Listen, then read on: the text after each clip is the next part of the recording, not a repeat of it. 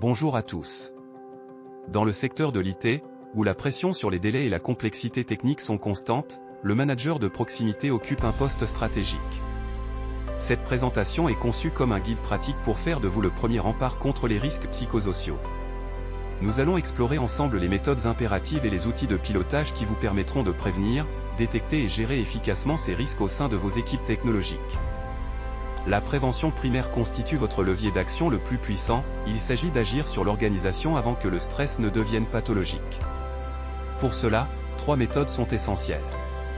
D'abord, la calibration systématique de la charge de travail pour s'assurer que les ressources correspondent aux objectifs. Ensuite, le maintien de points individuels réguliers, les 1-to-1, qui sont des sanctuaires d'échange à ne jamais annuler. Enfin, l'application de la règle de Gottman pour instaurer une culture de la reconnaissance, car un feedback positif est un moteur de résilience majeur.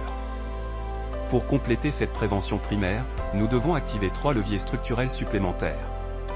L'exemplarité sur le droit à la déconnexion est cruciale pour éviter l'épuisement numérique.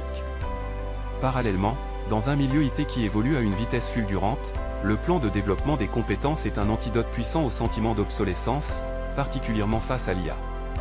Enfin, l'utilisation rigoureuse d'une matrice RACI permet de lever toute ambiguïté sur les rôles, éliminant ainsi une source majeure de stress organisationnel.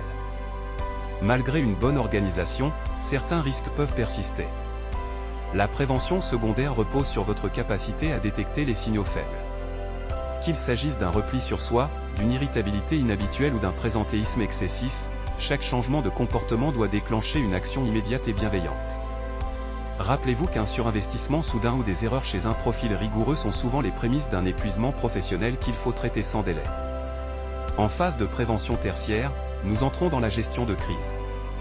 Si un burn-out est déclaré ou qu'un harcèlement est signalé, la méthode doit être rigoureuse et procédurale. Le protocole consiste à préparer le retrait du collaborateur, remonter l'information aux instances compétentes, et sécuriser le cadre juridique. Face au harcèlement, la règle d'or est la tolérance zéro, saisissez immédiatement les RH et documentez chaque fait de manière factuelle pour protéger toutes les parties prenantes. Au-delà des processus, c'est votre posture qui fera la différence. Le manager protecteur n'est ni un thérapeute, ni un parent, mais un professionnel responsable.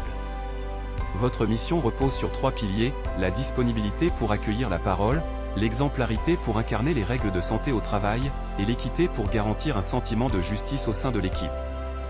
Cette posture protège vos collaborateurs tout en préservant votre propre crédibilité. Pour piloter ces risques, nous vous proposons 2 outils opérationnels. La méthode STOP vous permet de traiter une situation de tension de manière objective et constructive avec le salarié. En complément, le suivi mensuel d'indicateurs précis, comme le taux d'absentéisme ou le volume d'heures supplémentaires, vous servira de tableau de bord pour déclencher des actions correctives avant d'atteindre les seuils d'alerte critiques. Il est vital d'identifier les erreurs fatales, minimiser la souffrance, ignorer les alertes ou tenter de gérer seul une situation grave vous expose à des risques juridiques et humains majeurs. Mais n'oublions pas que le manager IT est lui-même une population à risque, avec 43% de surcharge chronique. Assumer votre propre vulnérabilité et savoir solliciter de l'aide n'est pas une faiblesse, c'est un acte de management responsable qui renforce la confiance de vos équipes. Vous n'êtes pas seul face au RPS. Un écosystème d'acteurs est à votre disposition. En interne, la médecine du travail et le service RH sont vos alliés de premier rang. En externe, des ressources comme l'INRS ou l'ANACT fournissent des outils précieux. Notez également le 3114, le numéro national de prévention du suicide, une ressource d'urgence essentielle à connaître et à partager en cas de crise majeure. Pour conclure, retenez que les RPS ne sont pas une fatalité mais le résultat de facteurs organisationnels sur lesquels vous avez un impact réel.